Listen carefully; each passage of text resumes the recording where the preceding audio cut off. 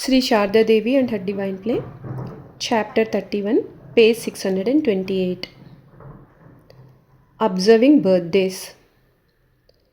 Village people seldom celebrate birthdays, especially if there are several children in a family.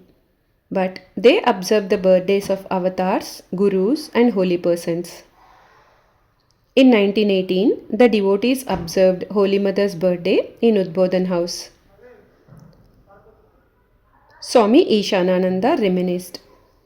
After I offered a flower at her feet, she blessed me by touching my head and said, "Now offer flowers on behalf of all the people of Jairambati and Kolpar ashramas."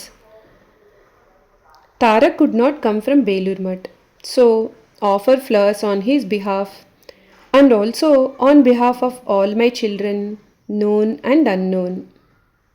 Then she fervently prayed, "Master, please look after their welfare in this life and the next.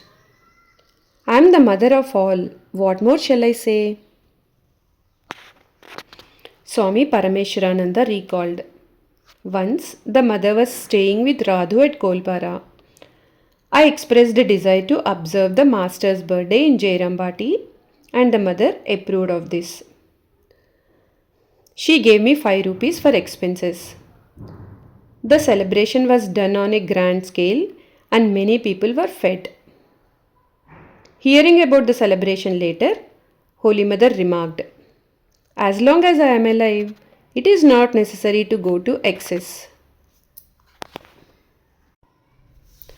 Another time in Jairambati, a devotee began to practice spiritual disciplines vigorously. The mother told him, "You do not have to practice so many spiritual disciplines here. Eat, relax, and enjoy this place." Similarly, Jesus said, "Son, be of good cheer. Can the children of the bridal chamber fast while the bridegroom is with them?" In 1919, Holy Mother's birthday was observed in Jairambati. Swami Shardananda sent a sari and a chadar to her from Calcutta. The mother put on the sari and worshipped the master and then sat on her cot holding Radhu's child on her lap. The monks and the devotees offered flowers at her feet and she blessed them, saying, "I wholeheartedly pray to the master for the welfare of all of you." The monks, devotees, and members of her brothers' families enjoyed the great feast. Traveling. Nowadays, people go to Jairambati easily by car, bus, or train. In her early days, Holy Mother travelled on foot. Later, she used various kinds of transport such as bullock carts, palanquins, horse carriages, boats, steamers, trains, and automobiles. One can visualize the mother walking 64 miles from Jairambati to Dakshineshwar, carrying a small bundle containing clothes, a towel, hard molasses, and some puffed rice in a small cloth bag. She bathed in roadside ponds, lakes, or rivers and drank water from them. She would bring a few rupees to buy food along the way and to pay the ferryman as she crossed the 5 rivers between Jairambati and Dakshineshwar. The meadow of Telobhelo is blessed by Holy Mother's feet. Every human mind is more or less curious. That is the basis of all education. Holy Mother was not a cloistered nun. She loved people and enjoyed visiting holy people and holy places. She went on pilgrimages to both North and South India. While living in Calcutta, she used the horse carriage of Nivedita school on holidays to visit the museum, the zoo, the hog market, and the park. And she went to the botanical garden in Shibpur.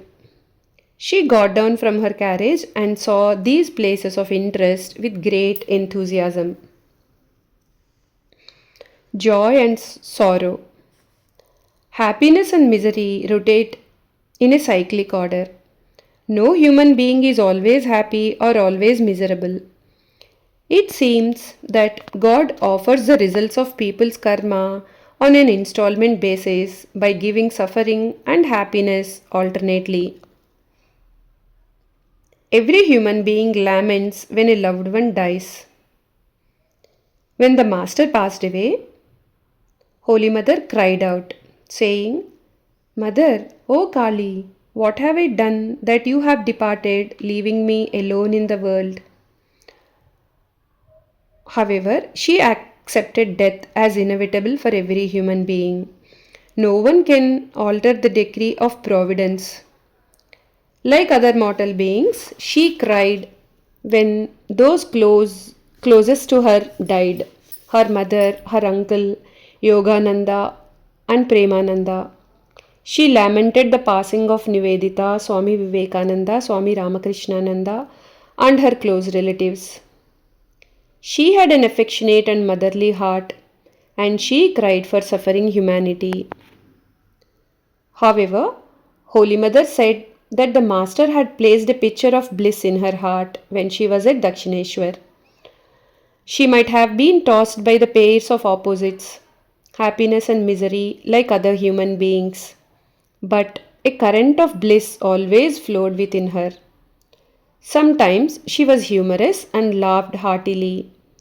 Humor absorbs the shocks of life, eases tense situations and family friction, and brings a smile to gloomy faces. Jai Ma.